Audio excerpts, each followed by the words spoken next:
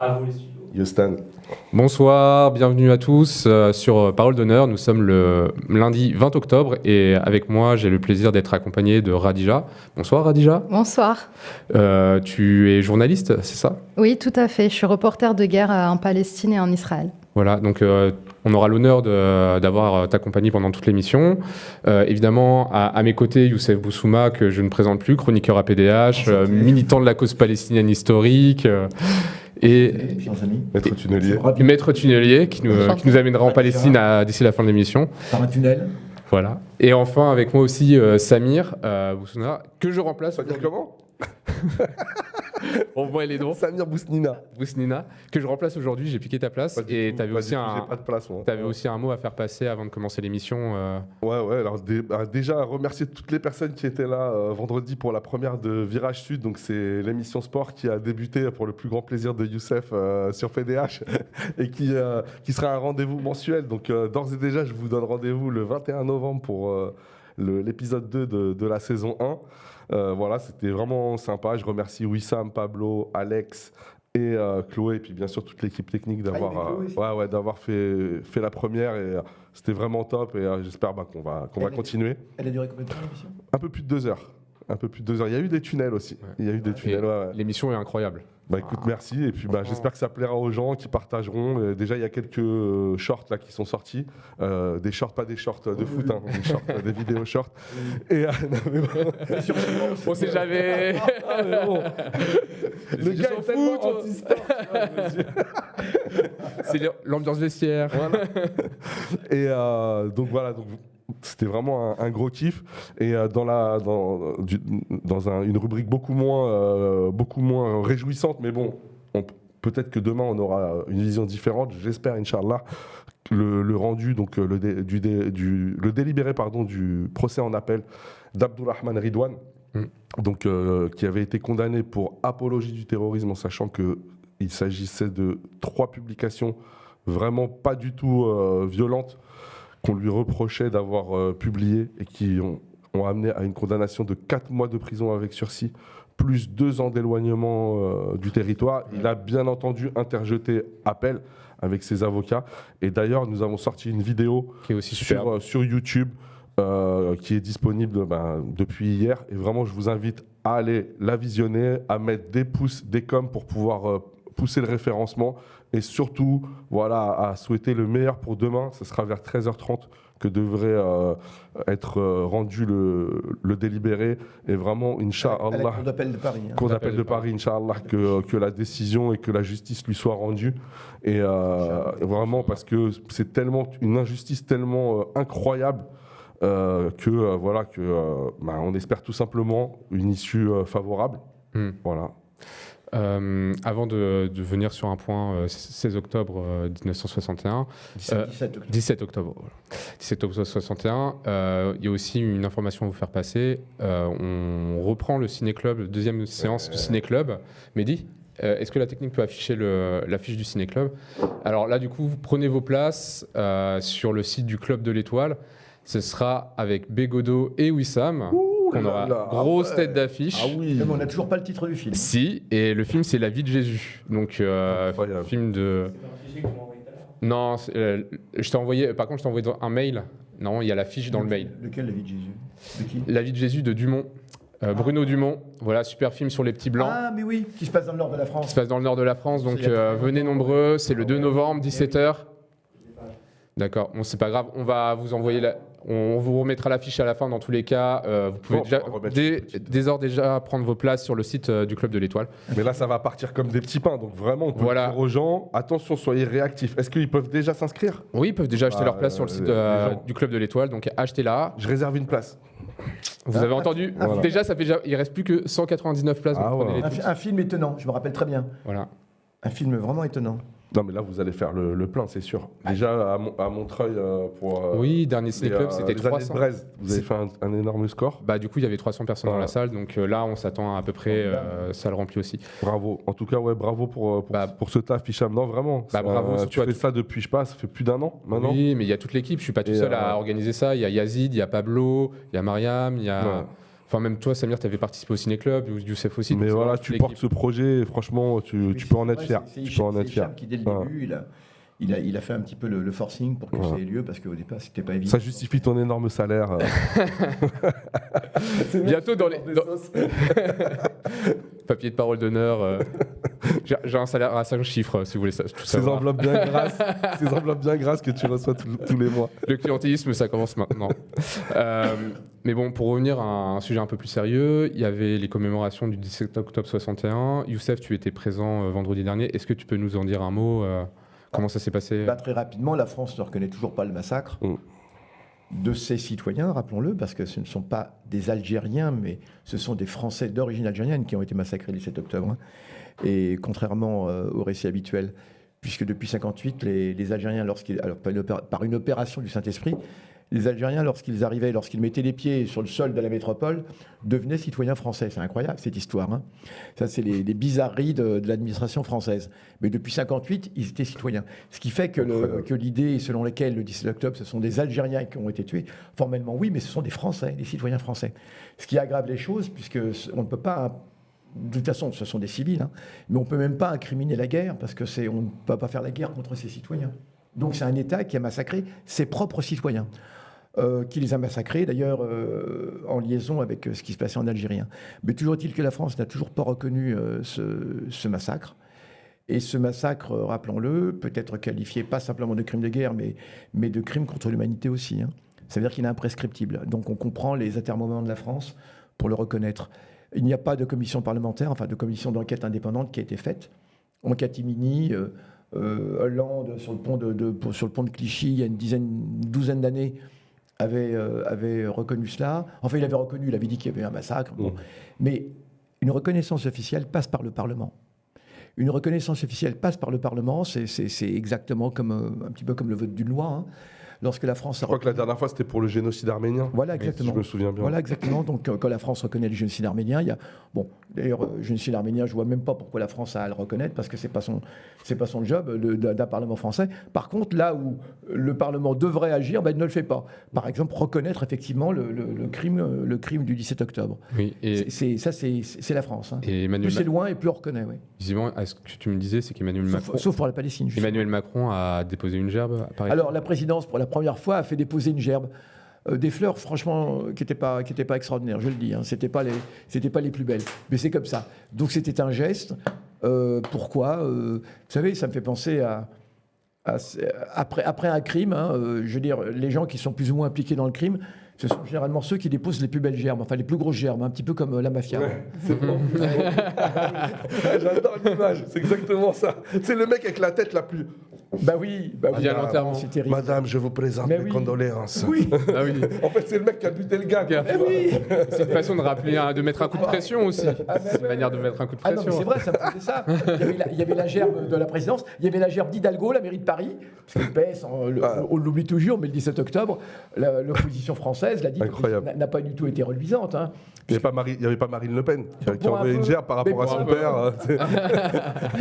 Avec une photo du poignard. De son papa, ouais, exactement. En fait, elle est pas des gerbes, mais pas sur la même tombe. Non, il y en a marre de ces commémorations. Une fois que les massacres sont faits, on est prêt à commémorer. Mais et on n'a toujours pas ce qui est attendu depuis des années, simplement une reconnaissance officielle de la part de la France. Et donc voilà. Donc voilà un petit peu ce qu'il faut en dire. Mais il faut continuer à militer en ce sens et mobiliser toutes les forces politiques. Voilà. Et du coup, peut-être on peut... Comment ? Non, j'avais l'impression qu'Khadija, peut-être avait envie de réagir. Oui, je suis absolument d'accord avec ce que tu as dit. De toute façon, on vit encore dans un système mondial colonisateur, donc ça m'étonne absolument pas de la part de la France cette non-reconnaissance de ce crime contre l'humanité, en tout cas, puisqu'on s'est attaqué à des êtres humains innocents et qui plus est en plus des franco-algériens.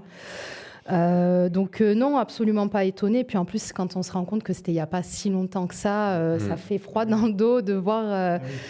Donc pas étonnée ensuite de voir ce qui se passe aujourd'hui dans le monde, cette déshumanisation constante de l'être humain à travers les frontières. Donc pas étonnée de voir qu'on vit dans un monde aujourd'hui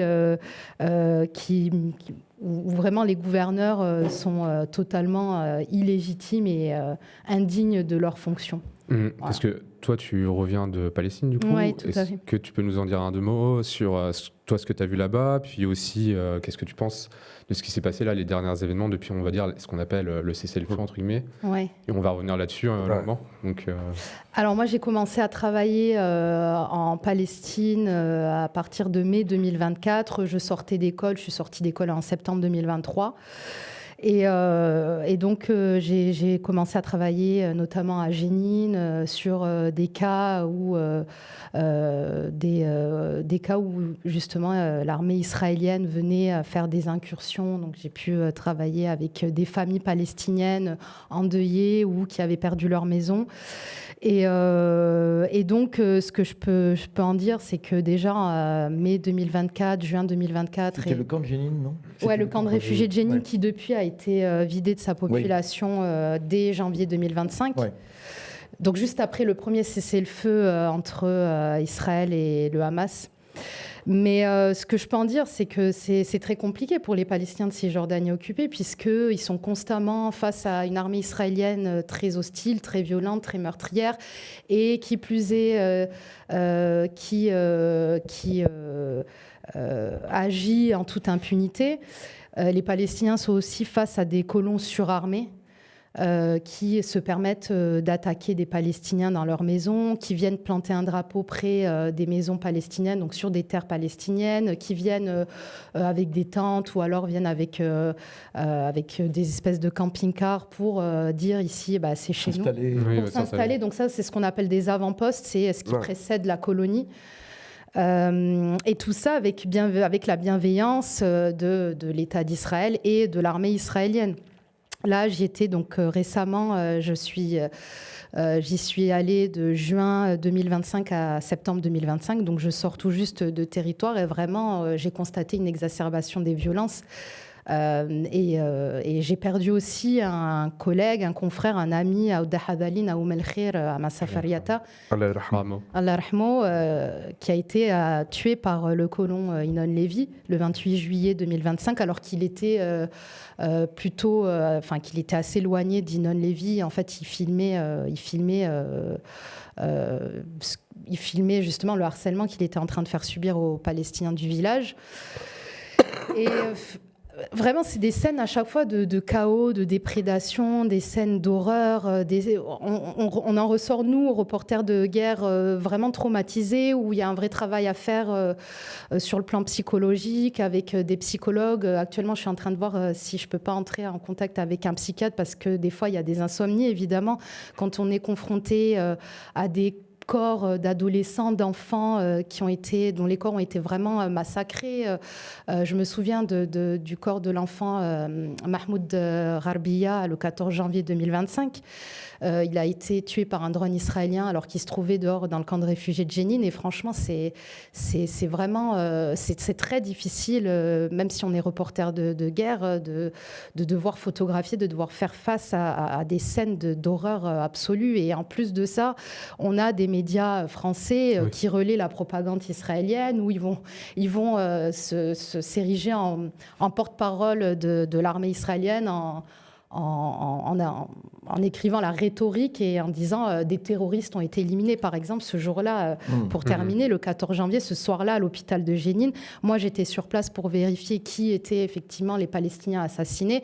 Donc, c'était des civils et je recevais à ce moment-là une notification du Jérusalem Post, donc un média israélien, qui me notifiait que Tsahal venait d'éliminer des terroristes.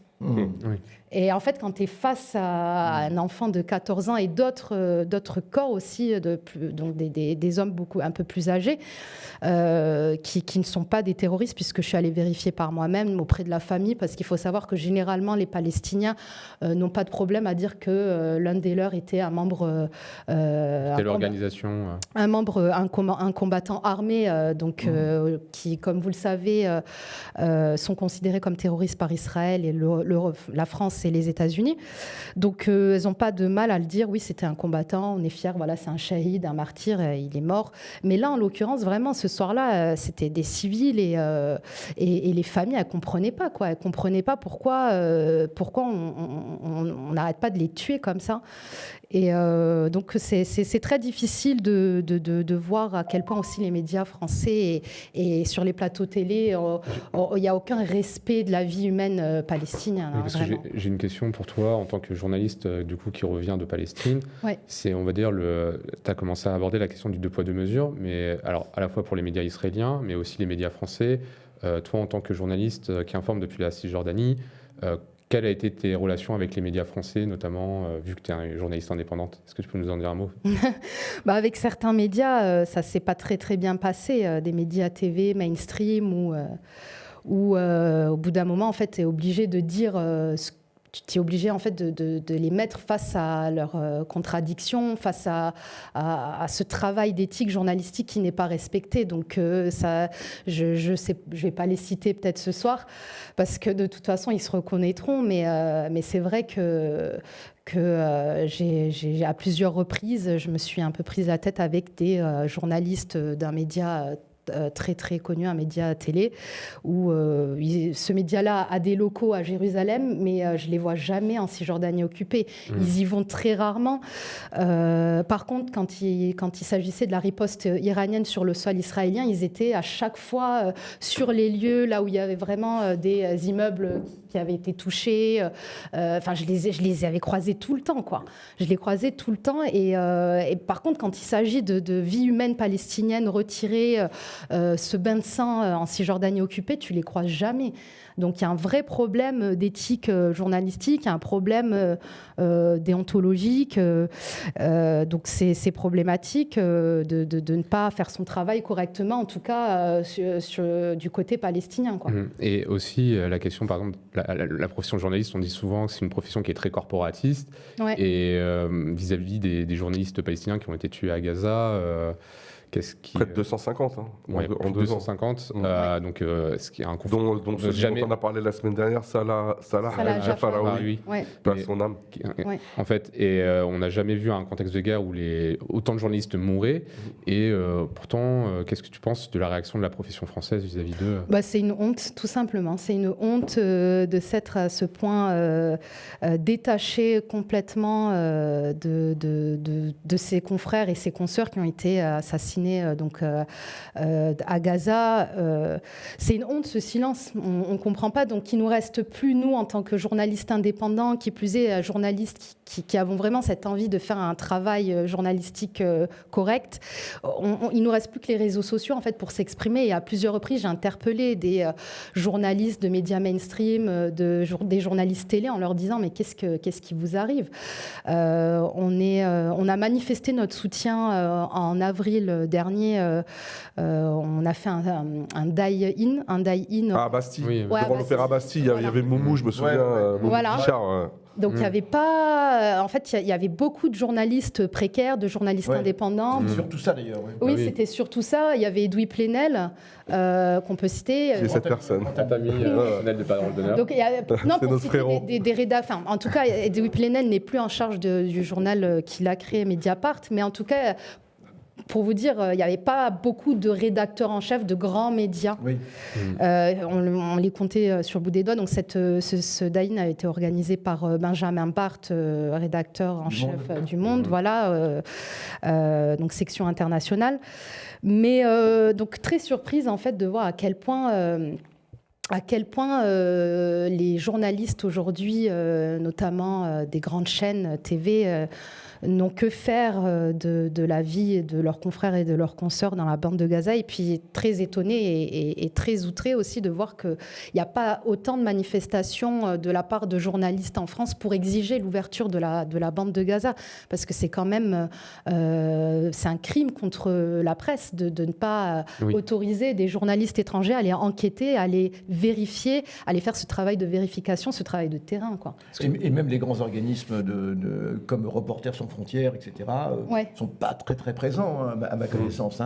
Alors que pour d'autres circonstances, on les a vus au taquet en ce qui concerne l'Ukraine ou en ce qui concerne... Parce que normalement le cessez-le-feu aussi devait alléger les conditions d'accès à la bande de Gaza. Qu'est-ce qu'il en est aujourd'hui, notamment pour la presse Le cessez-le-feu, il n'y a plus de cessez-le-feu. De toute façon, je ne sais pas si on peut...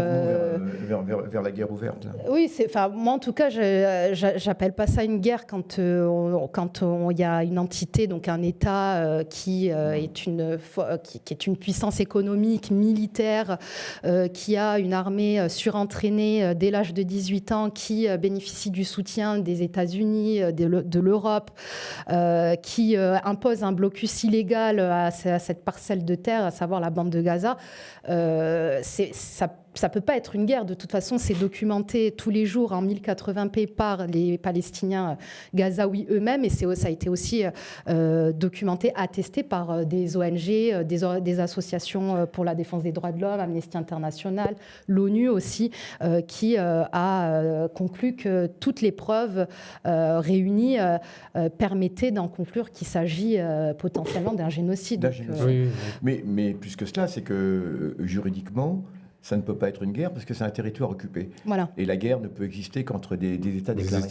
Donc au plan juridique international, du droit international, ça ne peut pas être qualifié de guerre. Ça ne peut pas. Et on a encore aujourd'hui dans la presse des médias quand même respectés, comme le journal Le Monde par exemple, Libération, qui aujourd'hui s'entête à... Israël, Hamas, voilà, qui s'entête encore. Aujourd'hui, on a des journalistes qui s'entêtent à employer ce terme alors que toutes les preuves sont là. Je veux dire, à quel moment... où est passée l'humanité aussi des journalistes? Parce qu'on nous dit qu'il faut être neutre, etc. La neutralité journalistique n'existe pas. Je crois beaucoup en l'équilibre journalistique, donc peut-être faire parler un peu toutes les voix, mais ne pas invisibiliser la voix du peuple opprimé, la voix du peuple occupé, c'est primordial. Normalement, c'est les Palestiniens qui devraient être vraiment mis en avant. Et ce qu'on a aujourd'hui, c'est la parole de l'armée israélienne qui est mise en avant par les médias, et c'est juste... c'est incroyable. On n'est pas communicant, on est journaliste. C'est à nous de faire ce travail de vérification, de recherche. Rappelle peut-être qui est notre invité, parce qu'il y a des gens qui... Oui, des gens qui ont... Radija Toufik, journaliste indépendante qui revient de Palestine. Voilà, c'est ça, tout à fait. Là, alors, je lis beaucoup l'AFP, il ne faut pas oublier, parce qu'il y en a beaucoup qui ne savent pas. L'Agence française de presse est là pour, comment dirais-je, c'est médias pour les médias. C'est du B2B, business to business. C'est pas... Elle diffuse des brèves de presse. Des dépêches qui sont repris par la presse habituellement. Tout à fait. Donc, elle ne diffuse pas directement auprès du public et du citoyen. Du coup, j'ai une question à te poser, Radija. Est-ce que l'Olivier Rakovic, c'est un confrère à toi, vu sa présence sur les médias? Ah oui, bonne. Je pense que c'est pas un confrère, c'est le boss. Non, absolument pas. C'est le rédac chef de BFM. On a vu plus de porte-parole de l'armée israélienne ou alors des toutologues comme Caroline Fourest qui n'a jamais mis un pied, j'imagine, en Cisjordanie occupée.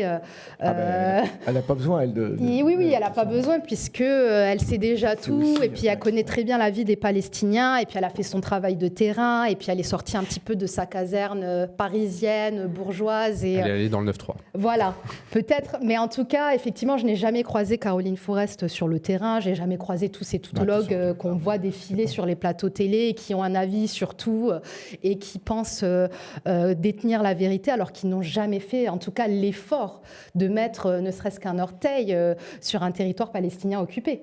Alors, une question pour... on peut se tutoyer, je pense, non? Bien sûr, oui, tout à fait. Une question pour toi. Comment tu en es venu à aller en Palestine? Parce que c'est toujours intéressant, les parcours. Comment tu en es arrivé à aller en Palestine? Et tu y allais souvent, donc Ouais, alors en fait, moi, j'étais en école de journalisme. Non, des fois, on interagit. Te laisse pas déconcentrer. Désolé. C'est juste quelqu'un qui a partagé ton Insta. Merci beaucoup, Anna. En fait, j'étais étudiante donc, à l'IPJ, l'Institut pratique du journalisme de Paris-Dauphine, et en même temps, je faisais une alternance à France Télévisions.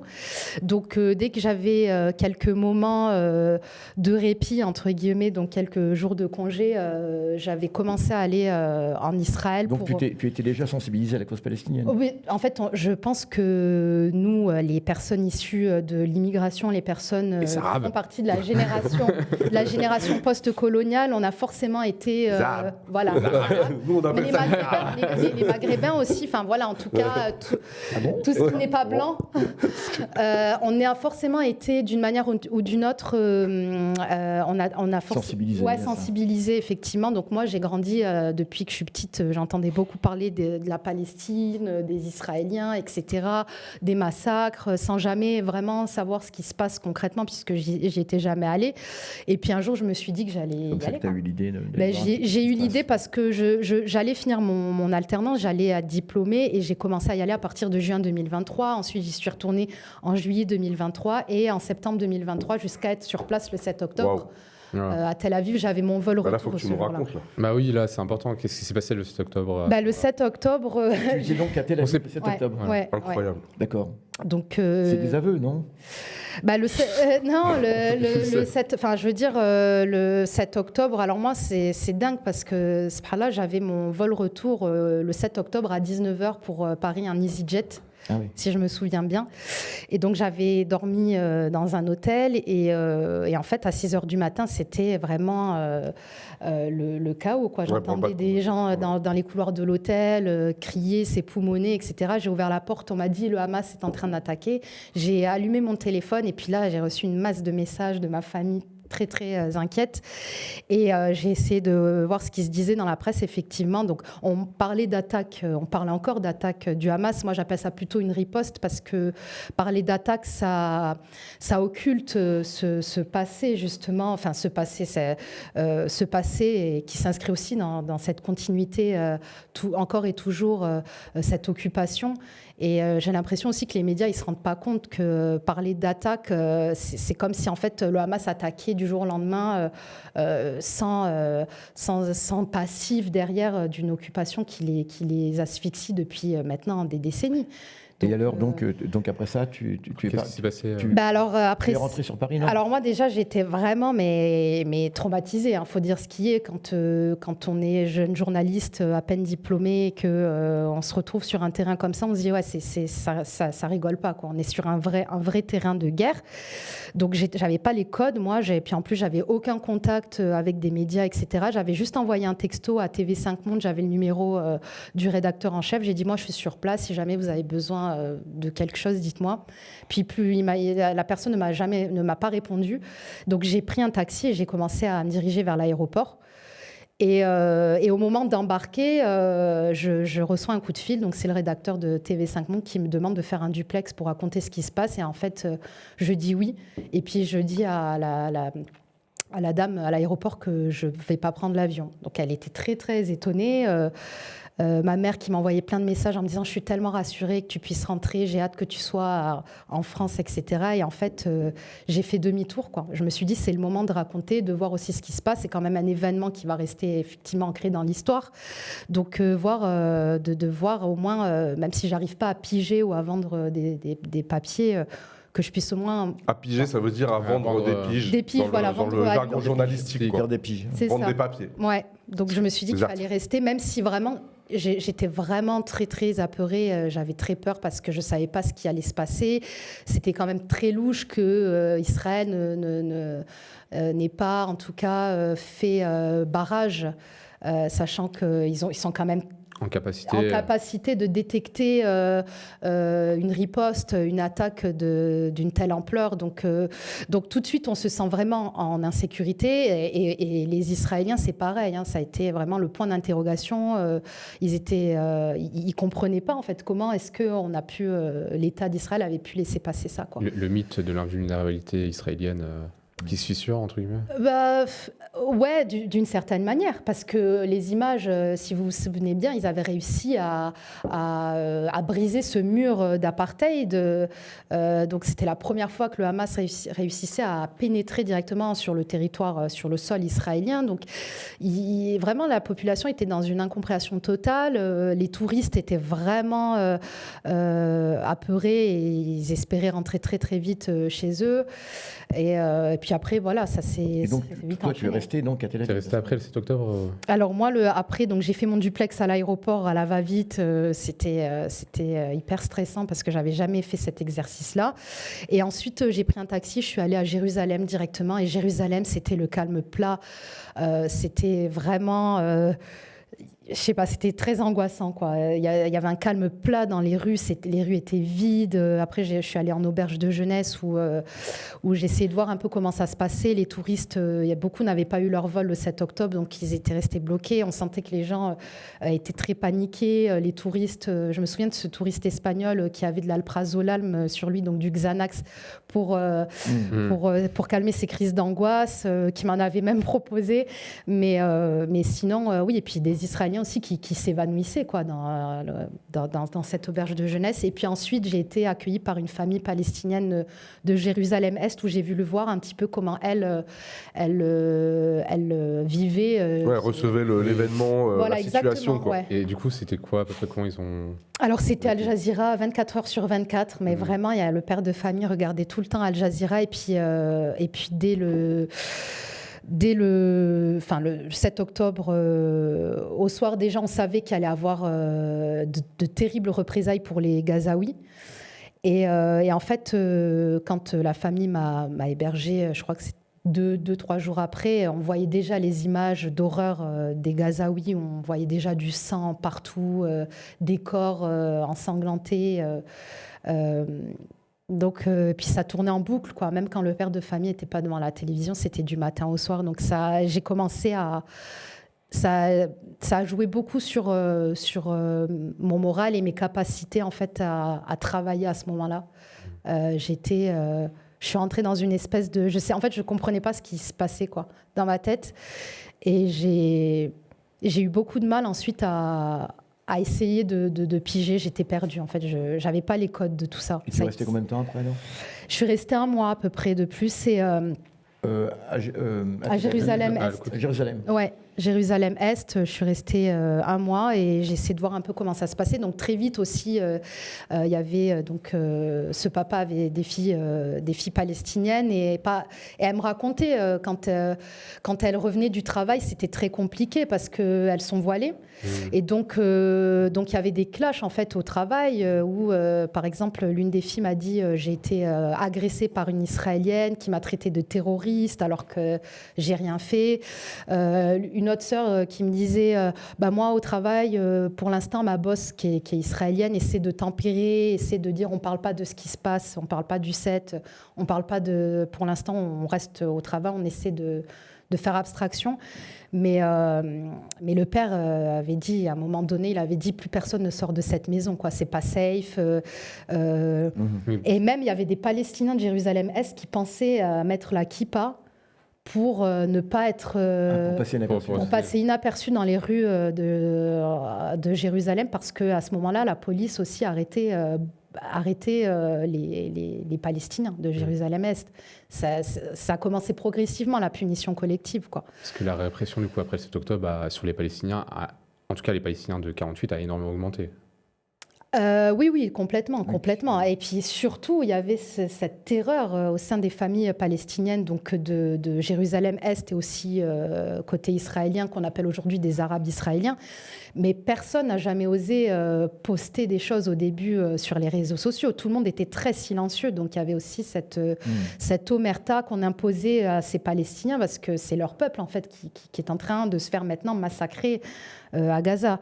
Et ça a été terrible pour eux de garder ça en eux parce que même de pouvoir manifester dehors, ça a été très compliqué. Donc c'est pour ça qu'aujourd'hui se pose vraiment la question de est-ce que l'État d'Israël est un État démocratique ? Alors pour les Juifs, oui, c'est certain, puisque les Juifs d'Israël ont pu ensuite, par la suite, même aujourd'hui, on voit, ils sont en manifestation, ils dénoncent ce qui se passe à Gaza. J'ai même vu un couple de personnes âgées que je connais, puisque je les ai déjà photographiées moi-même à Tel Aviv. Mais récemment, il y a une vidéo où ce couple dit « Je crois plus le Hamas que ce que nous dit le gouvernement israélien ». Et si un Palestinien dit « je crois plus le Hamas que ce que me dit le gouvernement israélien », il va en prison. Il sera emprisonné. Il va en prison. Donc, c'est sûr que voilà, on traite différemment les Palestiniens de Jérusalem-Est et les Palestiniens d'Israël, donc des Arabes israéliens. Mais ça a été très compliqué pour eux, jusqu'à aujourd'hui même. Justement, sur la question des prisonniers, là, évidemment, il y a eu un échange de prisonniers. Youssef, est-ce que tu peux nous faire un point sur la situation? Et puis aussi, Radija, qu'est-ce que vous en avez à dire là de ce qui s'est passé depuis une semaine en Palestine et au Liban? Ce qui se passe, eh bien, ma foi, un petit peu ce qu'on entend au niveau des informations, on sait qu'il y a encore toute une partie des négociations qui est encore secrète, je veux dire. Et ce qu'il y a de certain, c'est que moi, je pense que Netanyahou n'est pas prêt du tout à passer aux phases suivantes de l'accord, puisque vous le savez, en fait, l'armée israélienne ne s'est pas retirée complètement. Il y a trois lignes de retrait qui ont été définies, et pour l'instant, c'est la ligne jaune encore. C'est la première. Donc l'armée israélienne est encore dans la bande de Gaza. Et non seulement l'armée israélienne est encore dans la bande de Gaza, mais elle a défini une zone dans laquelle tout Palestinien qui pénétrerait devient une cible. Une zone d'exclusion. Et d'ailleurs, c'est ce qui se passe. Des Palestiniens se sont tués parce qu'ils ont franchi cette zone. Et je tiens aussi à préciser que j'ai demandé à Rami Aboujamous, que vous connaissez probablement, qui est journaliste gazaoui francophone à Gaza actuellement. Il me dit que aucun Palestinien ne sait où se trouve cette ligne jaune. Oui. Donc c'est une ligne invisible. À l'œil nu. Dommage, sur le terrain, on ne la voit pas. En tout cas, c'est ce qu'on me rapporte. Eh bien non, c'est ça justement. Il y a une carte qui est diffusée, mais je doute que les Palestiniens aient cette carte. Et en plus, c'est quelque chose de complètement, même pas formel, de complètement informel. Et par contre, c'est appliqué. C'est-à-dire que c'est la peine de mort instantanée pour tout Palestinien qui franchit cette zone, qui est invisible sur place directement. Ça, c'est une chose. La deuxième, c'est que Netanyahou, Israël, comptait sur le chaos à Gaza. Il comptait que Gaza allait sombrer dans le chaos dès l'instant où l'armée se retirait. Pourquoi ? Parce qu'Israël a laissé derrière lui des bandes de mafieux, des gangs, mais vraiment des gangs, liés à des mafias ou liés à certains clans familiaux. On connaissait les Abu Shabab. Mais il y en a d'autres. Dormouche, oui, Dormouche aussi, Dormouche, qui est d'ailleurs accusé d'avoir assassiné le journaliste Salah Al-Jafraoui. Dont nous parlions tout à l'heure. Exactement, et avec qui j'étais en contact assez régulièrement, qui me racontait un peu comment ça se passait parfois pour lui sur le terrain. Compte de l'hypocrisie, il y a le département d'État à la guerre américain qui a accusé le Hamas de rompre le cessez-le-feu en exécutant... mais voilà. Et c'est pire que cela, c'est qu'il n'y a pas un plateau de télévision actuellement qui est pas en train de pleurnicher sur les gens que Hamas serait en train d'exécuter à Gaza. Et il faut rappeler que ces gens-là, ce sont des gens qui ont été armés par l'armée israélienne, qui ont été financés par l'armée israélienne. D'ailleurs, ça a été reconnu. D'ailleurs, à ce propos, je vais raconter une histoire qui est quand même assez incroyable, qui s'est produite, qui nous ramène à la guerre d'Algérie. Comme quoi les méthodes sont les mêmes. Eh bien, il semble que l'État d'Israël a financé un certain nombre de ces groupes mafieux, et que ces groupes mafieux, en fait, Israël a fait la seule chose qu'il fallait faire de son point de vue pour combattre les combattants de Gaza, c'est-à-dire les combattre de l'intérieur, c'est-à-dire financer des groupes à l'intérieur, des groupes de supplétifs, comme il y en a dans toutes les guerres. Dans toutes les guerres coloniales, il y a des groupes de supplétifs. Il y en avait en France, même en France, on les appelait les miliciens. C'est la même chose à Gaza. Et ces groupes, financés, armés par Israël, étaient chargés de faire le chaos après. Or, ça ne s'est pas produit, puisque, contre toute attente, les institutions de Gaza administratives ont fonctionné. En dépit, alors c'est ça qui est absolument incroyable, en dépit de 2 ans de génocide, la police de Gaza s'est remise en place et les institutions sont remises en place. On le sait déjà pour le ministère de la Santé, parce que c'est lui qui est régulièrement... Quand on dit le ministère de la Santé, c'est pas le ministère de la Santé qui est à Ramallah. c'est le ministère de la Santé qui est à Gaza. Ce sont des institutions normales, reconnues par le droit international, en plus par l'ONU, etc. C'est ça qui est absolument incroyable. Et donc tout s'est remis à fonctionner, et ça a vraiment déplu à Israël. Et c'est pour ça qu'actuellement, eh bien, ces groupes armés, parfois lancent des attaques, et ensuite vont se réfugier dans la zone israélienne. Dans la zone de Gaza, qui est encore contrôlée par Israël, la zone rouge, là. Oui, tout à fait. Et c'est absolument incroyable. Alors, comme notamment à Rafah, parce que Rafah est un enjeu. Rafah, c'est tout à fait au sud, hein, à la frontière avec l'Égypte. Comme Rafah est un enjeu, et comme les autorités de Gaza, alors c'est pas un problème d'organisation Hamas ou autre, ce sont les autorités de Gaza, c'est tout. C'est comme ça qu'il faut prendre, c'est pas le côté... c'est important de le dire, parce que sinon on nous ramène toujours... Hein. Ce sont les autorités légales de Gaza qui étaient issues d'élections et autres. Hein. C'est pas une bande de militants comme ça. Et qui a été soutenue en plus par Israël, hein, dans les années déjà 80, lors de la création du Hamas. Israël, à l'époque, soutenait déjà ce mouvement, et qui plus est, en plus, pendant des années, c'est Israël, hein, qui a financé le Hamas par les financements du Qatar. Et donc, sur la question de Rafah, oui. Et donc à Rafah, il y a eu un affrontement, des bombardements, des morts. C'est ce qui me... Hier, oui, c'est ce qui fait que je suis assez pessimiste sur le maintien de cette prétendue trêve. Israël va tout faire pour casser la trêve dès l'instant où les choses ne se passent pas comme il avait prévu. Il avait prévu que ce serait le chaos, il avait prévu que ce serait un renforcement. Et juste la petite anecdote, que, si vous me permettez, que je voudrais vous raconter. En fait, c'est assez incroyable. Ça nous ramène à la guerre d'Algérie. Pendant la guerre d'Algérie, il y a une opération menée par le service Action de l'armée française, action psychologique. Hein. Il y a eu toute une série de coups tordus pendant la guerre d'Algérie, de part et d'autre, hein, entre la LN et le service français. On se rendait. Hein. Et l'armée française avait monté une opération qu'on appelle l'opération Oiseau Bleu. Ça consistait à créer un faux maquis. Hein, et donc avec des collaborateurs. Hein, et ce faux maquis drainerait vers lui des jeunes militants qui montraient des villages, etc., qui le rejoindraient. Ce faux maquis a été alimenté en armes, en argent, abondamment. Et le but, ce faux maquis était d'abord de faire que des jeunes gens allaient se découvrir, hein, en apparaissant comme étant évidemment pro-indépendantistes. Mais l'autre aspect, c'était que ces faux maquis étaient destinés, éventuellement, à commettre des exactions contre des villages pour discréditer l'action de l'armée de libération, la LN, et éventuellement même combattre d'autres maquis.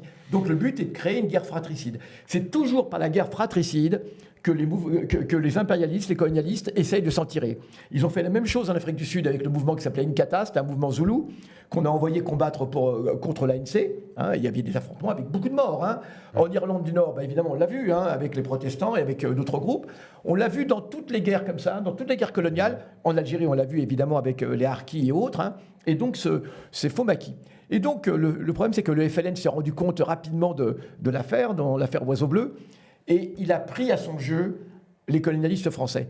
Et lui-même a accepté, enfin il a envoyé des hommes recevoir l'argent des militaires français pour créer un faux maquis. Et l'armée française a alimenté donc ce faux maquis, qui est en fait des vrais membres du FLN, en argent, en armes, etc.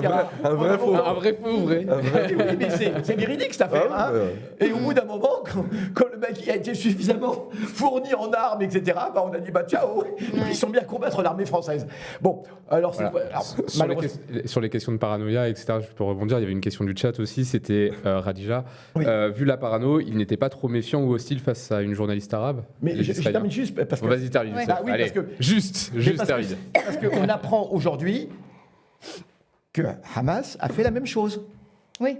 Vous êtes au courant? Mais Hamas a fait la même chose. Ah, d'accord. Hamas, et d'ailleurs l'armée israélienne a reconnu qu'elle a livré des armes, 44 petits camions, de l'argent et autres, à un groupe qui était en fait Hamas.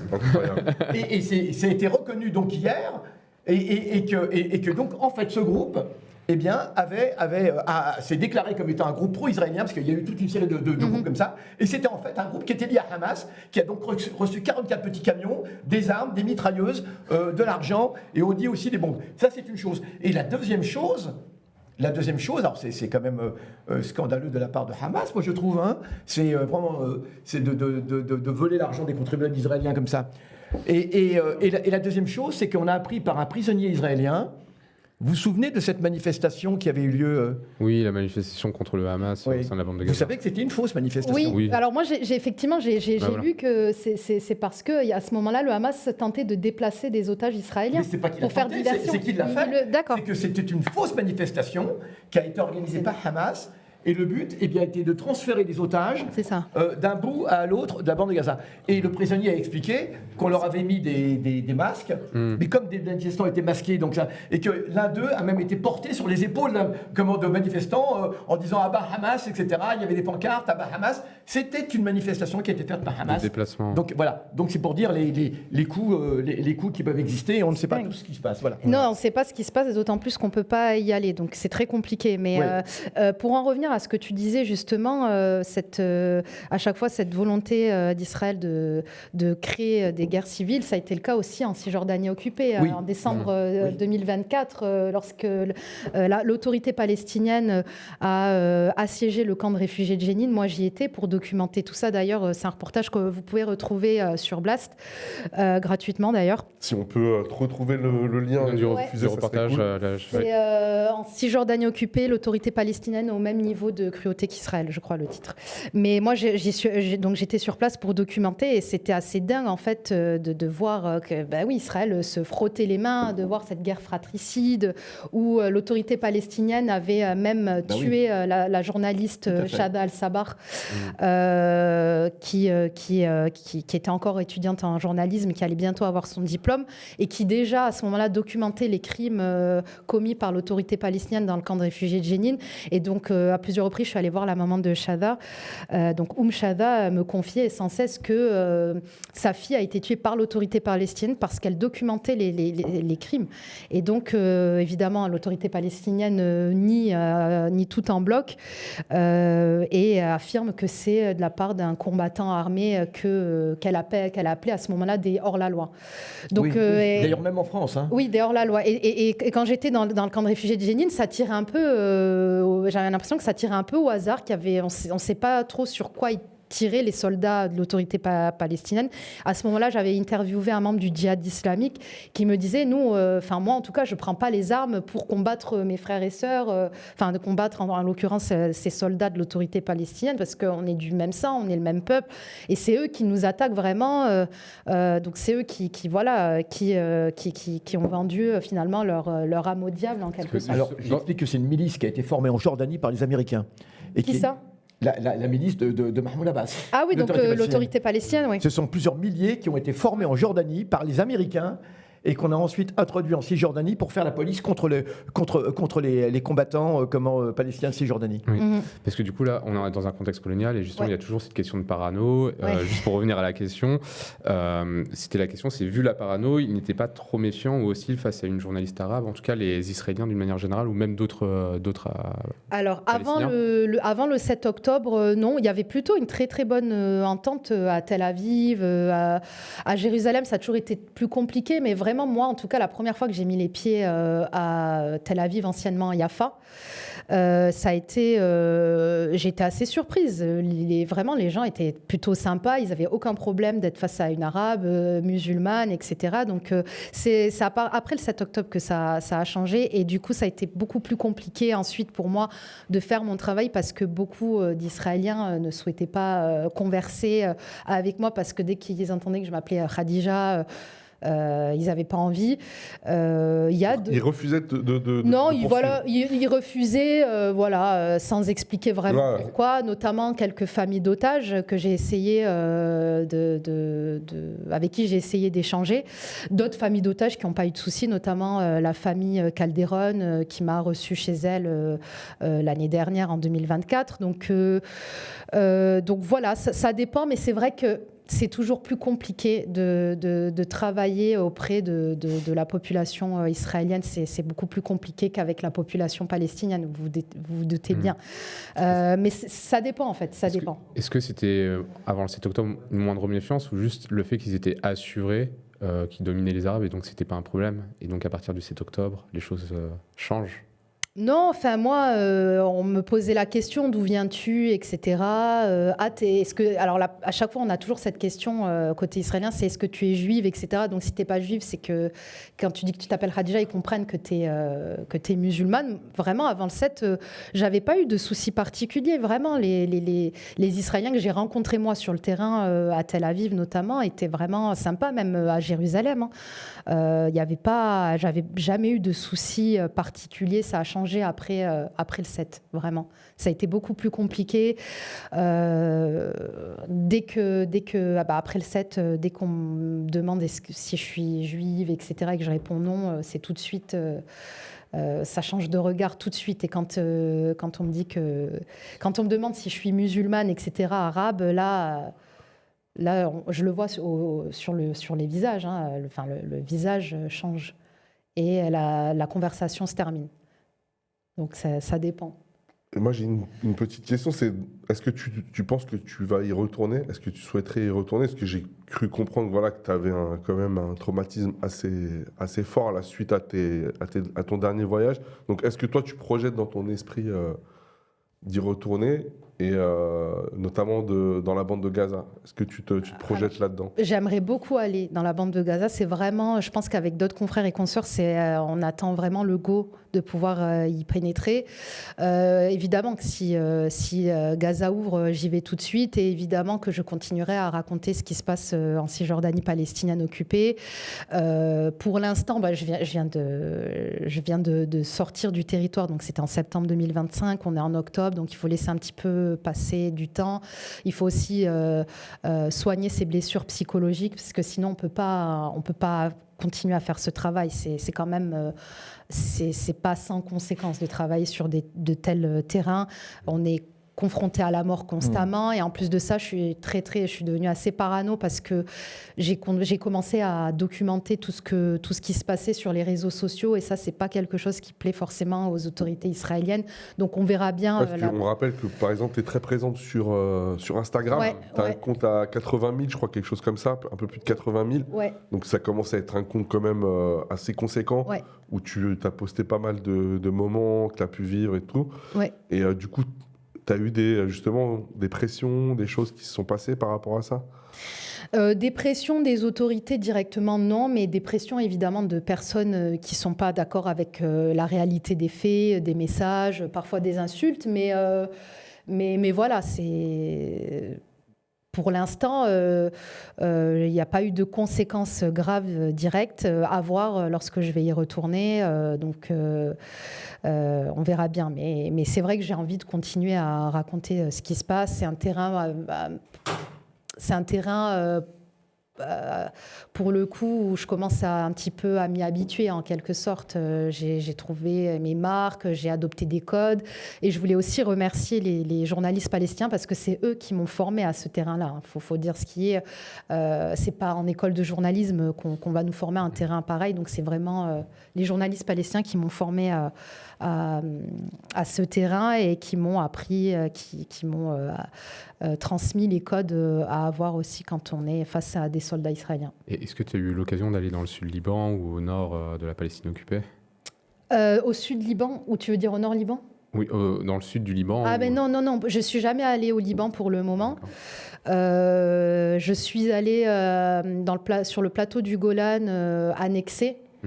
Majd al-Shams, non? Voilà, exactement. Majd al-Shams, donc ça a été très très intéressant journalistiquement parlant. J'ai rencontré aussi notre population, donc les Druzes, qui habitent à Majd al-Shams, en tout cas qui sont majoritaires dans le Golan annexé.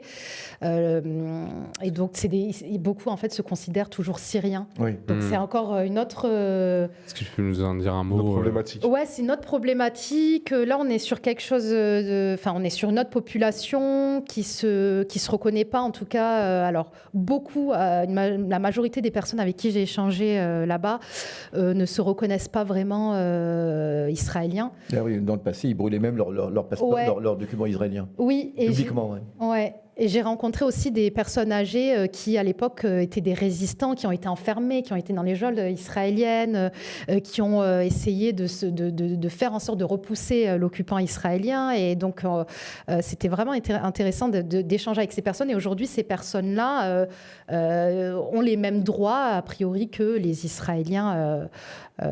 C'est une annexion, ça a été annexé. Ça a été annexé, tout à fait. Ça a été annexé, donc voilà, mais ils ne se reconnaissent pas. En tout cas, les personnes âgées se reconnaîtront jamais de ce qu'ils me disent comme israéliens.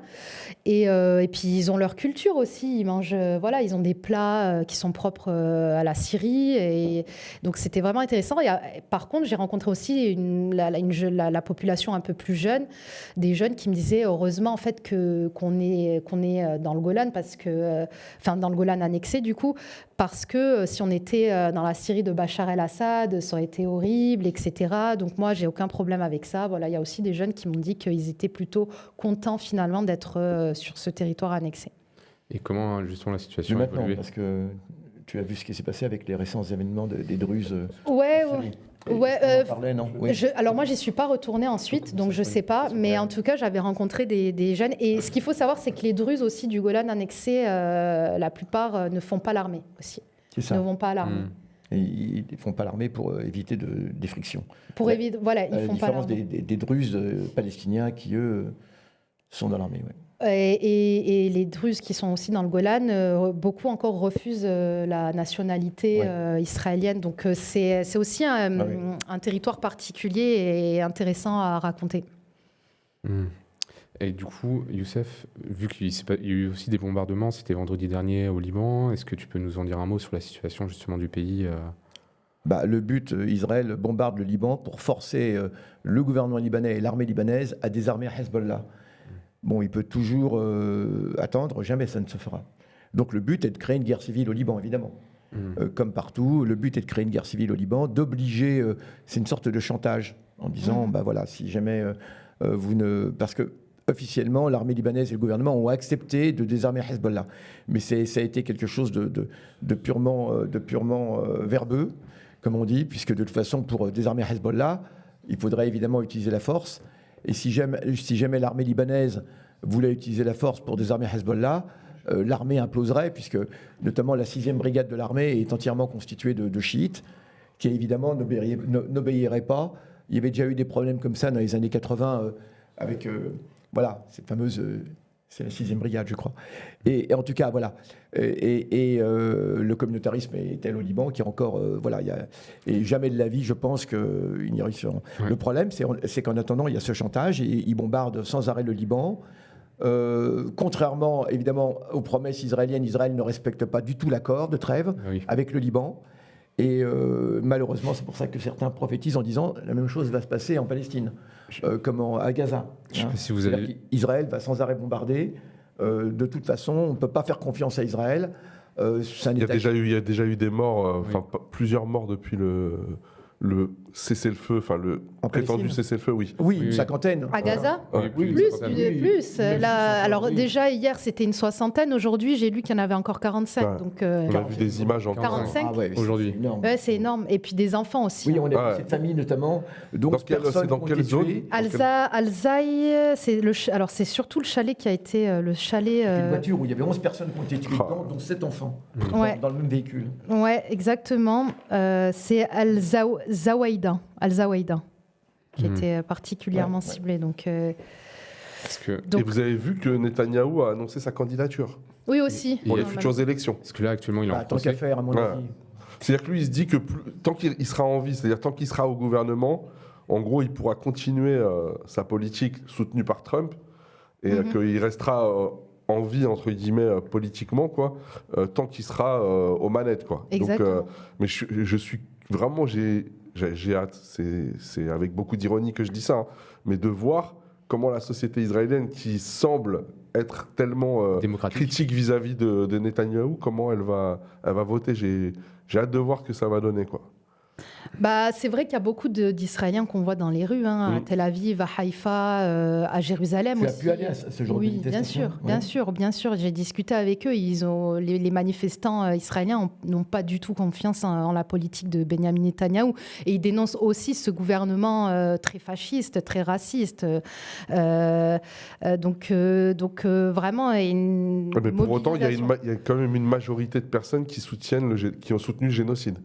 Alors oui, mais c'est difficile en fait d'avoir des statistiques aujourd'hui. Mais il y a eu des statistiques où ils disaient effectivement qu'il y a une... ça fait sondage comme ça. Mais il y a, en fait, si on regarde entre les lignes, il y a en fait beaucoup d'Israéliens qui diront jamais en fait ce qu'ils pensent. Il suffit de discuter un petit peu avec eux et de creuser. Et tu as des Israéliens qui te disent en fait, moi je suis pas du tout ok, mais on n'ose pas le dire parce que on est pestiféré ensuite au sein de la société israélienne. C'est ça. Il y a une pression qui est énorme. Il y a des pressions et il y a aussi ce mouvement, que j'appelle cette espèce de résistance israélienne qui est notamment dirigée par des refusniks, des objecteurs de conscience qui, eux, refusent à 18 ans de faire l'armée de plus en plus et qui sont soutenus par l'association Mesarvot.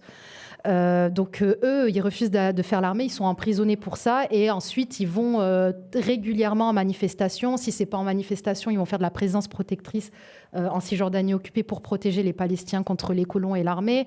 Et si c'est pas le cas, ils sont en garde à vue parce qu'ils ont essayé de briser le blocus israélien sur Gaza, comme on a pu le voir. Je sais pas si vous aviez vu cette vidéo qui a beaucoup tourné sur les réseaux sociaux où on voit le refusnik Itamar Greenberg qui a réussi en fait à entrer qui est entré dans Gaza et en fait il se fait évidemment réprimander par des soldats israéliens.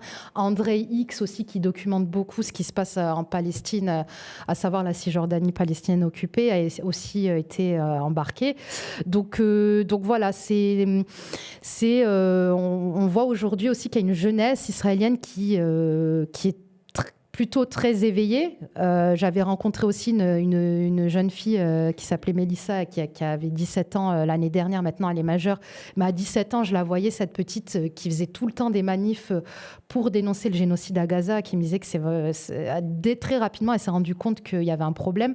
Et en fait, finalement, juste pour terminer, le 7 octobre, ça a été un peu une épiphanie pour des Israéliens. Ils se sont dit, c'est bizarre, en fait. Qu'est-ce qui se passe? Qu'est-ce qu'on ne nous a pas dit? Et ça les a forcés à s'intéresser. Ça les a forcés à s'intéresser. Ils se sont documentés. Aujourd'hui, on a plein de petits jeunes comme ça, israéliens, qui sont contre ce qui se passe et qui dénoncent et qui veulent un État palestinien. Et d'autres, carrément, qui disent, en fait, ici, c'est la Palestine occupée. Vraiment, il y a est-ce que c'est un mouvement qui te semble représenter, être massif ou quand même être marginal? C'est le début. Je pense que c'est marginal pour l'instant, mais c'est le début. C'est récent. C'est plutôt récent. C'est beaucoup de jeunes et il y a des moins jeunes qui commencent à arriver. La dernière fois, c'était en juillet dernier, je discutais avec un Israélien qui avait tenté de briser le blocus aussi à Gaza, qui avait accompagné ces jeunes, et lui me racontait que la veille, il avait démissionné de l'armée israélienne. Il avait décidé de démissionner et il me racontait qu'il en avait marre et qu'il s'était rendu compte de la vérité et que en fait, il avait envie de soutenir justement les objecteurs de conscience et que pour lui, c'était effectivement une occupation exercée par l'État d'Israël sur la Palestine, quoi. Donc il y a des histoires, il y a plein d'histoires à raconter là-bas et plein de personnes qui méritent aussi l'intérêt par le discours qu'elle porte, quoi. Okay, Et sinon, concernant la Cisjordanie, pour revenir sur la Cisjordanie, quel est un petit peu l'état d'esprit de la population? Alors, on sait qu'il y a la population des camps. Alors, j'explique juste aux gens que s'il y a des camps en Cisjordanie, ce sont des Palestiniens qui viennent de la Palestine de 48, et qui vivent dans des camps. Mais eux sont originaires de la Palestine de 48, les habitants des camps. Tout à fait. Des camps des personnes expulsées des territoires en 48 qui ont été qui s'appellent Israël aujourd'hui. Ouais. Voilà, donc ils ne sont pas de Cisjordanie. Ouais. Voilà.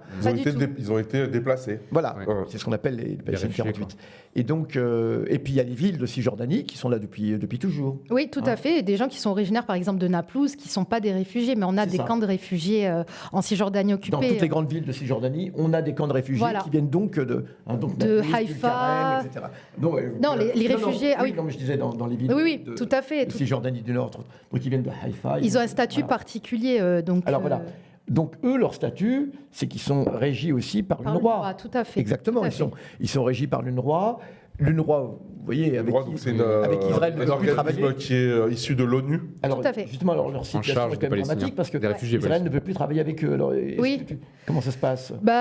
C'est dramatique déjà je veux dire, quand on pénètre dans ces camps de réfugiés, on voit tout de suite qu'on est face à des scènes de déprédation et face à des scènes vraiment de destruction. Les routes, par exemple, le camp de réfugiés de Balata, tout a été arraché. Les routes, il n'y a pas de route, c'est de la boue, les rues sont très exiguës. On a l'impression qu'ils ont vraiment été entassés dans ce camp, alors que la plupart, pas la plupart, mais beaucoup d'entre eux en fait sont originaires de Haïfa, de Jaffa, et même quand on leur demande d'où tu viens, ils diront jamais je viens de Naplouse, quoi.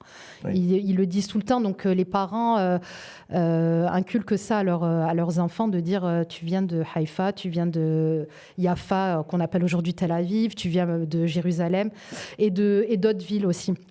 Mais ils ont un statut particulier. Ils sont constamment sous le feu des incursions de l'armée israélienne, qui considère comme des incursions terroristes, puisqu'ils sont vraiment terrorisés quand des soldats pénètrent la nuit. C'est ça. Ils attaquent les camps régulièrement parce que c'est aussi dans ces camps que se forment les mouvements, les groupes armés de résistance qui sont considérés comme terroristes, comme vous savez, par les États-Unis, Israël et la France. Et juste parce que c'est un truc que tu as souvent dit, Youssef, mais on parle de camp, mais parce qu'on on s'imagine des tentes. Oui. En fait, non, c'est des villes. En fait, c'est des villes, mais c'est la manière dont ils ont été constitués. À l'origine, c'était des camps de camp. Oui, voilà. C'était des camps de camp. Voilà. Pour que les gens comprennent. Aujourd'hui, c'est des bâtiments qui sont délabrés très souvent. Pas très haut, mais bon. Pas très haut, voilà. Mais tout y est détruit constamment. Il y a beaucoup d'effigies, beaucoup de photos de martyrs palestiniens. Sur tous les murs, il y a des enfants. C'est ça qui fait vraiment froid dans le dos quand on arrive, nous, en tant que en tant qu'occidental, on voit des enfants qui ont été martyrisés par l'armée israélienne. Et puis voilà. Et ce qu'il faut savoir aussi, c'est que le camp de réfugiés de Jenin n'est plus, le camp de réfugiés de Toul-Karem, Nour Shams, donc à Toul-Karem, n'est plus aussi. Ces camps-là ont été vidés de leur population il y a quelques mois. Et ces réfugiés sont encore contraints d'être réfugiés encore ailleurs, puisqu'ils ont été forcés de quitter leur maison. Et excuse-moi, mais donc par exemple le camp de Jenin. Alors le camp de Jenin, c'est un camp qui a connu une bataille terrible en 2001. Une bataille terrible, hein, avec beaucoup de pertes. Mais où Israël a eu aussi pas mal de pertes. Il est tombé dans pas mal d'embuscades, etc. C'était un camp qui a opposé une grande résistance. Hein. Il y a le film Jenin de Bakri qui a été interdit en Israël, justement. Pas Jean-Pierre. Ouais, mais c'est ça, c'est la famille éloignée et c'est la branche cousine. Mais ce que je veux dire, c'est que donc là récemment, il y a eu de grandes incursions. Et tu le disais tout à l'heure, l'armée, même la police de l'autorité palestinienne a participé aussi à cette répression. Hein. Mais ce que je veux dire, c'est que le camp a donc été entièrement vidé. Tout à fait. À Jenin. Tout à fait. C'est incroyable. Oui, ça a commencé. Donc les maisons sont vides, le camp a été entièrement vidé. Tout à fait. Tout à fait. Alors, donc tout avait été arraché, les canalisations par Israël, excuse-moi, mais c'est le seul pays au monde qui a inventé. D'habitude, les bulldozers, c'est fait pour construire. Hein. Israël a inventé des bulldozers pour détruire. C'est des bulldozers avec une sorte d'arère, un arère, sont utilisés auparavant pour cultiver, un arère métallique et qui arrache les canalisations. C'est une sorte de crochet. Un crochet et qui arrache. Non, mais c'est un truc incroyable. C'est d'un sadisme incroyable. Hein, et qui arrache et qui défonce les routes. Il n'y a plus de route, donc de la boue partout. Donc, exactement. C'est ça. Donc pour revenir, ça veut dire que ça a été entièrement vidé. Ça a été entièrement vidé. Et puis c'est là où je me suis posé la question. Je me suis dit, en fait, du jour au lendemain, ils ont réussi à vider toute une population. Alors qu'ils prétendaient durant des années, tout le contraire, que c'était un nid à frelons, ce camp de réfugiés de Jenin, où on n'arrive pas à se débarrasser de ces combattants armés, donc de ces terroristes, pour reprendre leur terme. Donc en fait, on se rend compte que du jour au lendemain, ils sont arrivés en janvier 2025, juste après, au lendemain du cessez-le-feu à Gaza. Ils sont arrivés avec des chars. C'était une première depuis 2002, je crois, qu'ils n'étaient pas entrés avec des chars. 2002, lors de la bataille, justement. Tout à fait. Donc, et puis là, puis là a commencé encore une énième fois un nettoyage ethnique. Et on se rend compte, en fait, que ils sont pas à armes égales. Un petit camp de réfugiés où il y a des combattants armés ne fait pas le poids face à un État, une puissance surarmée, une puissance militaire. C'est asymétrique, qui de plus est soutenu par la première puissance mondiale, les États-Unis, qui a livré pour 21,7 milliards de dollars d'armes, de produits militaires depuis le 7 octobre. Donc il y a un moment donné, c'est vrai que je me suis posé la question, je me suis dit, mais en fait, du jour au lendemain, ils ont réussi à vider ce camp. Il y a deux raisons. Poser tant de problèmes. Donc, j'ai l'impression qu'ils jouent aussi de ça, en fait. L'État d'Israël, l'armée israélienne joue aussi de ça, on a toujours un ennemi à abattre. Et puis, en fait, s'ils veulent du jour au lendemain, ils déplacent ce qu'ils veulent, ils annihilent qui ils veulent. Il y a quand même deux éléments qui ont favorisé cela. C'est l'attitude de l'autorité palestinienne qui non seulement n'a pas opposé résistance, mais s'est joint même à l'armée israélienne. Ah ben oui, c'était juste après le siège de l'autorité palestinienne. Ouais. Alors c'est pour ça qu'ils vivent asphyxiés, ces gens-là, parce qu'ils n'ont pas réussi à avoir un peu à reprendre leur souffle. Ils ont été assiégés pendant 2 mois à peu près par l'autorité palestinienne, et puis juste après, on a l'armée israélienne qui vient et qui dit tout le monde dégage, quoi. Donc ça a été très compliqué. Oui, parce qu'il y a une question politique en fait. C'est que les camps, c'est la résistance. Et les camps, en général, ce n'est pas l'autorité palestinienne. Non, pas du tout. Il y a une autonomie... Une autonomie des camps. Oui, c'est pour ça. Oui, mais le problème, c'est que politiquement, ces camps, en général, sont encadrés par des organisations qui ne marchent pas dans la collaboration avec Israël et qui refusent ce qu'on appelle la sécurité préventive à laquelle se livre l'autorité palestinienne. C'est l'autorité palestinienne qui protège Israël des attaques des organisations qui sont dans les camps. Ça, c'est absolument incroyable. Et donc, l'autorité palestinienne, maintenant, elle est complètement complice. C'est la vérité. Hein. Ouais. D'autant plus que les organisations je crois même... Écoutez, je vais vous dire une chose. L'autorité palestinienne est tout à fait satisfaite qu'Israël attaque les camps. Tout à fait. Parce que ces camps sont les nids, justement, d'organisations qui sont hostiles à l'autorité palestinienne. Ils font le sale boulot pour eux. Au niveau du règlement politique, ce sont des gens qui ne vont jamais soutenir. Non, jamais. Voilà. Jamais. Et donc, il y a ça. Et alors qu'auparavant, c'était pas forcément le cas. Non, il y a une entente. C'était pas du tout le cas. Oui, il y a une certaine entente, une certaine connivence. Oui, c'est ça. Entre le Fatah, entre les deux. en tout cas, comment qui maintenant, hein, le Fatah s'est opposé en 2002 quand il y a eu la bataille de Jénine. Le Fatah était aux côtés des autres organisations et s'est opposé à l'invasion israélienne comme en des camps. Donc les camps, c'est aussi un ennemi politique pour l'autorité palestinienne et qui donc va pas faire grand-chose. Et donc là, actuellement, il y a une telle collusion que ça a été facile pour Israël. L'autorité palestinienne continue à assumer ce qu'on appelle la sécurité préventive. Donc il suffirait que l'autorité palestinienne dise on n'assure plus la sécurité préventive et Israël n'aurait pas les moyens de prévenir toutes les attaques contre lui. Il y a ça. Et puis le deuxième, c'est qu'effectivement, dans l'atmosphère de Gaza, tout est possible. Avec ce qui se passe à Gaza, donc maintenant on peut franchir toutes les lignes. Et puis aussi encore un troisième élément, c'est que les armes des résistants de Cisjordanie transitent par la Jordanie et venaient d'Iran, souvent aussi, et de Syrie. Et ces armes qui viennent aussi du trafic avec des soldats israéliens, parce qu'il faut savoir que l'armée israélienne aussi, les soldats qui vendent des armes, hein. Il y a des mafias partout. Hein. Ah oui. Et là, n'arrive plus depuis que le régime a changé en Syrie. Voilà. Samir avait une question, on va pouvoir passer après. Tu voulais peut-être... Non, je t'en prie. Et moi, en fait, c'est une question sur la colonisation de la Cisjordanie. D'ailleurs, alors, je fais une toute petite parenthèse, ça va paraître super bizarre ce que je vais dire, mais il y a eu une émission qui s'appelle Enquête exclusive qui passe le dimanche soir sur M6, et ils ont fait un numéro, un numéro sur justement la colonisation en Cisjordanie, et je trouvais que c'était plutôt pas mal fait, on va dire, pour une chaîne mainstream. C'était récent ? Ouais, c'était il y a 2 semaines à peu près. Et honnêtement, de la Villardière qui part en Cisjordanie. Et franchement, voilà, je le dis, autant il a fait des trucs horribles, même en banlieue, etc. Mais là, je trouvais que c'était assez intéressant. Déjà, j'ai appris des trucs.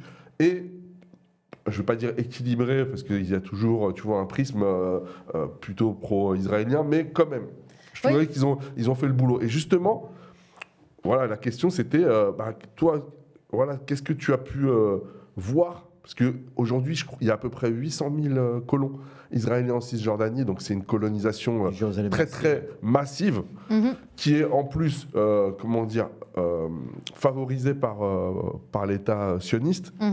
Donc déjà, comment ça se matérialise? C'est-à-dire la vie, voilà, j'imagine quelqu'un qui est dans sa propriété, dans ses terres, avec je sais pas, un berger, parce que c'est beaucoup de bédouins, etc., dans les terres agricoles. Comment ça se passe, quoi? Il y a des gens qui arrivent, qui prennent possession. Est-ce que tu as déjà assisté à des scènes comme ça? Et est-ce que, et là c'est une question, voilà, à vous deux en même temps, est-ce que voilà, on peut espérer un retour, c'est-à-dire un plan qui obligerait les colons à rebrousser chemin? Déjà, c'est un peu naïf ma question, mais voilà, je la pose naïvement. Oui, bien sûr, mais c'est bien. Mais moi, cet été, j'ai couvert notamment le harcèlement des colons sur une population bédouine palestinienne. Donc c'était à Al-Muharrajat, dans la vallée du Jourdain. Donc cette famille s'appelle les Mlihet. La fameuse River. Ouais. La River. Et donc on a cette population palestinienne, cette famille, donc, en l'occurrence les Mlihet, qui étaient constamment harcelés. Donc ça se matérialisait, ce que j'ai pu voir, ça se matérialisait par du terrorisme pastoral. Donc on a des colons israéliens qui viennent avec un troupeau de chèvres, de moutons, et qui viennent vraiment près des maisons, enfin même pas, qui viennent vraiment tout près des maisons palestiniennes et qui viennent montrer leur présence sur le territoire. Donc c'est de la violence psychologique. Ouais. Ensuite, on a carrément des colons israéliens qui venaient dans les maisons palestiniennes s'asseoir comme ça et dire « je pars pas ». Et donc, à ce moment-là, on a des activistes israéliens qui essaient de les bouter hors des maisons palestiniennes. Donc, j'ai pu observer ça. C'était assez... c'est lunaire. Et en plus, tout le monde se filme à ce moment-là. Donc, il y a les activistes israéliens. Ils sont tous avec leur téléphone comme et moi ça. aussi, donc on me filme aussi. Donc, moi, j'essaie de poser des des questions. Et ces colons israéliens, évidemment, n'ont jamais daigné me répondre. Et il y a aussi, donc après l'autre level, c'est le terrorisme tout court. Donc un colon israélien qui là vraiment va tabasser des Palestiniens à l'aide d'un gourdin, par exemple. Et donc là, on est affaire à des violences physiques. Et dans le pire des cas, la mort, comme ça a été le cas pour Aouda Hadalin ce 28 juillet 2025 à El-Kher. Alors, El-Kher, c'est encore autre chose. Par exemple, El-Kher, on a aussi le colon Shimon Atia qui vient avec son troupeau de bêtes. Ah oui. Vraiment harceler les Palestiniens jusqu'au boutisme. Ça ne s'arrête jamais, c'est du matin au soir. Avec bien évidemment la présence de l'armée, tout à fait, qui ne fait rien. Évidemment, l'armée ne fait rien pour protéger les Palestiniens. Et puis voilà, c'est des gens qui sont... La justice d'ailleurs, précise. Et la justice non plus. D'ailleurs, Aouda Hadalin, déjà ils ont kidnappé son corps. Les autorités israéliennes ont kidnappé le corps d'Aouda Hadalin pendant 10 jours. Ils ont relâché le meurtrier d'Aouda, Inon Levy, donc 48 heures après, il me semble, 2-3 jours après. Donc il est toujours près d'Umm-el-Kher, en train de construire une colonie illégale près des maisons là où il a commis son meurtre, quoi. C'est juste lunaire. Et puis ensuite, on a des fanatiques qui sont prêts à tout pour défendre les actions d'Israël. Mais je veux dire, les faits sont là. C'est absolument inhumain. On ne peut pas évoluer dans... C'est un effondrement moral, en fait, d'avoir affaire à des situations pareilles. On ne peut pas. C'est pas possible de voir ça. Surtout, et puis, j'ai vu des gens qui commentaient mes publications sur Instagram en disant « Oui, mais c'est le Hamas. » Mais les Hadalin ne sont même pas... Ils n'ont même pas un couteau, je pense, qui a un couteau... Pour les retraites, c'est la faute à Hamas. Non, mais c'est le Hamas. C'est le Hamas, comme ils disent. Le Hamas, il est partout. Alors que c'est là où tu te dis non mais il y a quelque chose qui va pas. Donc il y a effectivement la Hasbara, donc la propagande israélienne qui marche plutôt bien sur certaines personnes malheureusement, mais les faits sont là. Donc Il y a une question du chat pour toi, c'est d'ailleurs question pour Radija par rapport à la présence protective. André disait récemment que ça marchait plus. Qu'est-ce que tu peux nous en dire? Ça marche plus parce que les colons israéliens violentent physiquement maintenant les protecteurs, les activistes israéliens, et ça se manifeste par de la violence psychologique, comme j'ai pu moi-même le constater la dernière fois. J'étais pareil à El Khir durant les funérailles. Il y avait en plus les soldats israéliens qui venaient dire non, on arrête tout, il n'y a pas de funérailles. Ils venaient carrément chez les Havalines en expulsant les journalistes, en expulsant les familles. Et je me suis dit, mais on est où? Et donc, je me suis retrouvée avec une activiste israélienne qui m'avait proposé de me ramener en voiture. Et là, en fait, on a des soldats israéliens qui nous disent, vous avez 4 minutes pour quitter les lieux. Et en fait, ils bloquaient le véhicule. Elle n'arrivait pas à faire marche arrière. Ils sont revenus, ils nous ont dit, les 4 minutes se sont écoulées. Vous sortez du véhicule. Et l'activiste a fait, bah non, je me casse, quoi, non. Et là, en fait, ils sortent leur arme et ils nous pointent comme ça leur arme. Et moi, on a levé les mains et puis on s'est dit, mais ils vont nous tirer dessus, quoi, c'est fini. Et donc, c'est de la violence comme ça aussi qui se manifeste contre des journalistes, bien évidemment, et contre des activistes israéliens où finalement, il y a... Parce que souvent, les activistes israéliens, juifs, israéliens, évidemment, ils ont plus de poids qu'un activiste arabe palestinien de 48. Parce qu'il y a cette règle quand même qui domine, c'est faut pas... En fait... on va dire, malgré tout, Israël fait tout pour que les Juifs ne commencent pas à s'entretuer. Parce que ça il faut que la colonie tienne. Et là, en fait, on se rend compte qu'on a dépassé déjà... On est vraiment à la limite. Là, on a dépassé les... Quelque part, il y a un tabou, mais c'est un tabou qui est en train d'être petit à petit brisé. Rabin, il a été assassiné par qui? Voilà, c'est ça. Mais là, vraiment, les colons... Par le Hamas, non? Moi, je fais des hypothèses comme ça. Non, mais tu sais que j'ai vu des gens qui pensent ça. Non, mais voilà, c'est que là, les limites qui ont été franchies déjà, ça fait un moment. Mais là, vraiment, alors André X nous le dit depuis le terrain, il nous dit que ça marche plus. Ça marche plus parce que l'armée, les soldats israéliens sont beaucoup trop forts, sont trop nombreux, les colons, ils sont trop nombreux. Et donc, voilà. C'est très compliqué aujourd'hui pour les activistes aussi de faire d'exercer ce travail, ce devoir de protection des Palestiniens, quoi. Ok.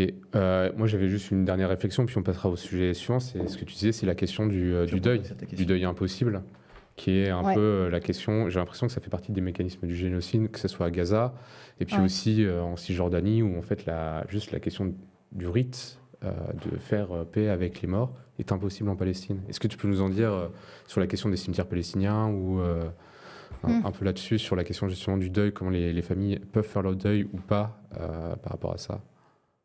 Elles font leur deuil, les familles palestiniennes en Cisjordanie occupée font leur deuil parce qu'elles ont la foi. C'est vraiment des familles, sont des Palestiniens très très croyants à qui on a affaire. Donc ils arrivent à survivre de cette manière en disant c'est un martyr, c'est un shahid, donc c'est le paradis qui lui est promis. Donc ils sont toujours, tout le temps dans cette optique-là, et c'est ce qui leur permet de survivre. Mais ce que je peux vous dire, par exemple, c'est qu'à El Khir, on a des fois, on a affaire à des situations où des soldats israéliens ne font même pas cet effort de respecter le deuil de famille palestinienne, comme ça a été le cas à El Khir, où ils sont venus dès le 29 juillet bouter tout le monde hors du village. Donc voilà, elles s'en sortent parce qu'elles ont la foi, et puis survivre encore et toujours, c'est vraiment symptomatique de leur état d'esprit. C'est vraiment un peuple très fort, ils ont une résilience herculéenne. Vraiment, pour ma part, moi, quand je suis confrontée à tout ça, c'est déjà très difficile psychologiquement, et très souvent, je me pose la question de comment ils font, quoi. Mais ils me le disent, c'est parce qu'on a la foi, on a Dieu, et on est très croyants et on s'attache à ça.